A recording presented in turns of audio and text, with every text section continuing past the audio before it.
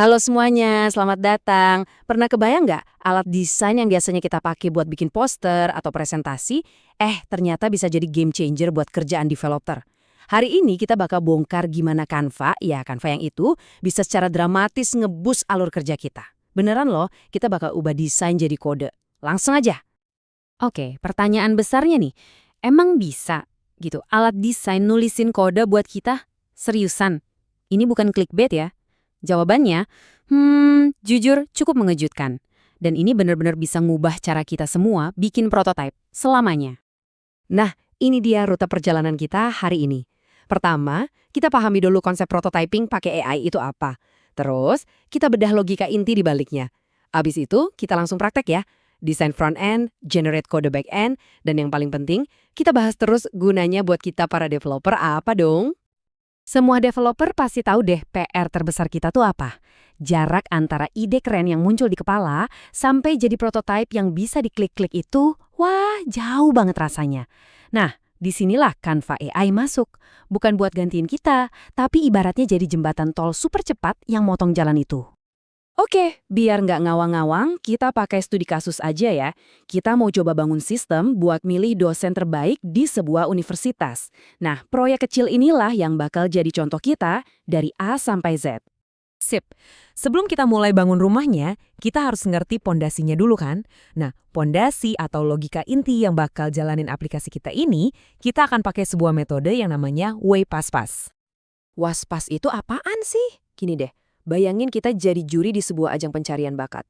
Biar adil, kita punya dua cara nilai. Satu dari teknik vokal, satu lagi dari penampilan panggung. Nah, WASPAS itu persis kayak gitu. Dia gabungin dua metode penilaian, yaitu WSM dan WPM, buat dapatin hasil ranking yang paling fair dan seimbang. Simpel kan? Nah, ini dia kontestan kita. Ada dosen A, B, dan C. Mereka dinilai pakai 4 kriteria. Pedagogik, profesional, kepribadian, sama disiplin. Terus lihat deh angka di dalam kurung itu. 0,3, 0,25, dan seterusnya. Itu bobotnya. Alias seberapa penting sih tiap kriteria itu? Ini kunci banget buat perhitungan kita nanti. Oke, lihat prosesnya, jangan pusing dulu ya. Kelihatannya rumit, tapi intinya cuma 4 langkah simpel kok. 1, kita normalisasi, alias kita samain dulu skala nilainya biar adil. 2 dan 3, kita hitung skor dari dua juri kita tadi, si WSM dan WPM. Terakhir, tinggal kita gabungin deh skor keduanya buat dapet ranking final. Logis banget alurnya. Oke, teorinya cukup. Sekarang kita masuk ke bagian yang paling seru. Kita bakal lihat sulapnya Magic Studio dari Canva AI. Gimana dia bisa ngebangun tampilan atau UI-nya cuma dari logika yang barusan kita omongin. Nah, ini dia mantranya. Kita kasih perintah atau prompt yang super detail ke AI. Coba perhatiin deh. Kita minta tema akademis, warna biru, harus ada dashboard, tabel, sidebar, lengkap. Kuncinya emang di sini. Makin detail kita ngasih perintah, hasilnya bakal makin persis sama yang kita mau. Dan jeng-jeng, lihat deh. Tanpa ngetik satu baris pun kode CSS atau HTML, kita langsung dapat mock-up UI yang cakep dan lengkap. Ini benar-benar bukti nyata gimana AI bisa motong waktu kerja desain yang biasanya bisa berjam-jam, bahkan berhari-hari. Gila kan? Oke, kita coba naikin levelnya ya. Sekarang promptnya lebih menantang. Kita nggak cuma minta tabel biasa, tapi kita minta ada visualisasi datanya. Contohnya, kita minta baris ranking pertama di highlight, terus di kolom skor akhirnya pakai progress bar, biar visualnya lebih oke. Dan lihat hasilnya. Keren banget. AI-nya bukan cuma bikin tabel jadi cantik, tapi juga fungsional. Dia ngerti prinsip visualisasi data, hasilnya jadi gampang banget dibaca dan dianalisis. Ini bukti kalau AI bisa jadi partner yang pinter buat nyajin data. Oke, desain cakep udah di tangan. Sekarang, siap-siap buat bagian yang paling wow menurut saya. Kita bakal sulap desain visual ini jadi kode beneran. Kode yang jadi mesin di balik aplikasi kita. Nah, ini ada triknya nih. Perhatiin deh. Kita minta AI-nya buat bertindak sebagai arsitek database senior. Kenapa? Dengan ngasih dia peran atau persona, kita seolah-olah ngasih standar. Hasilnya, AI bakal ngasih output yang jauh lebih terstruktur dan berkualitas. Persis kayak kerjaan seorang profesional. Pro tip nih. Dan hasilnya langsung jadi satu skrip SQL lengkap buat bikin semua tabel dan relasi database kita. Ini pondasi sistem kita loh, dan dibuat cuma dalam hitungan detik. Bayangin aja berapa banyak waktu ngebosenin buat setup database yang bisa kita hemat.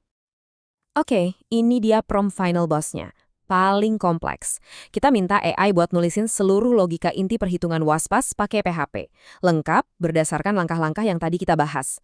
Kita bahkan minta dia nambahin komentar di kodenya biar kita gampang bacanya. Bener-bener kayak nyuruh asisten developer. Dan ini dia hasilnya. Ini bukan teks biasa ya. Ini beneran potongan kode PHP yang siap pakai dan fungsional. Logika buat normalisasi, WSM, WPM, sampai skor akhir, semuanya lengkap ada di sini. Tinggal copy-paste, dan ini langsung jadi otak dari aplikasi kita. Oke, jadi sekarang kita udah punya apa? Desain front-end yang keren dan kode back-end yang fungsional. Nah, sekarang mari kita tarik kesimpulan. Apa sih dampak nyatanya buat kerjaan kita sehari-hari sebagai developer? Dan ini dia bukti akhirnya. Tabel ini nunjukin hasil output dari kode yang di-generate AI tadi setelah kita masukin data dosen kita. Hasilnya jelas banget. Dosen A jadi juara 1, disusul dosen C, terus dosen B. Ini ngebuktiin kalau logika yang dibuat AI itu bukan cuma cepat, tapi juga akurat. It works! Coba kita rangkum ya. Untungnya buat kita apa aja? Pertama, bikin prototype jadi kilat. Kedua, bikin kode-kode dasar atau boilerplate jadi instan. Ketiga, kerjaan-kerjaan repetitif yang ngebosenin bisa diotomatisasi. Dan ujung-ujungnya, kita para developer jadi punya lebih banyak waktu dan energi buat mikirin masalah yang lebih kompleks, yang lebih butuh kreativitas kita. Perbandingannya udah kayak bumi dan langit kan? Di satu sisi ada cara lama, yang muter-muter dan makan banyak waktu. Di sisi lain ada cara baru, pakai bantuan AI, yang jalurnya lurus, ngebut dari ide sampai jadi kode. Ini bukan cuma lebih cepat, ini cara kerja yang sama sekali baru. Dan ini poin paling penting yang harus kita pegang. Teknologi ini bukan buat gantiin developer, sama sekali bukan. Anggap aja dia ini asisten super canggih yang ngebantuin kita di fase-fase awal proyek. Fase discover, define, sama design. Sisanya tetap kita yang jadi otaknya. Jadi, setelah lihat semua ini, pertanyaan terakhir dari saya buat teman-teman semua. Kalau sekarang kamu punya asisten AI yang bisa ngubah ide jadi prototipe secepat kilat, kira-kira hal keren apa yang bakal kamu bangun pertama kali?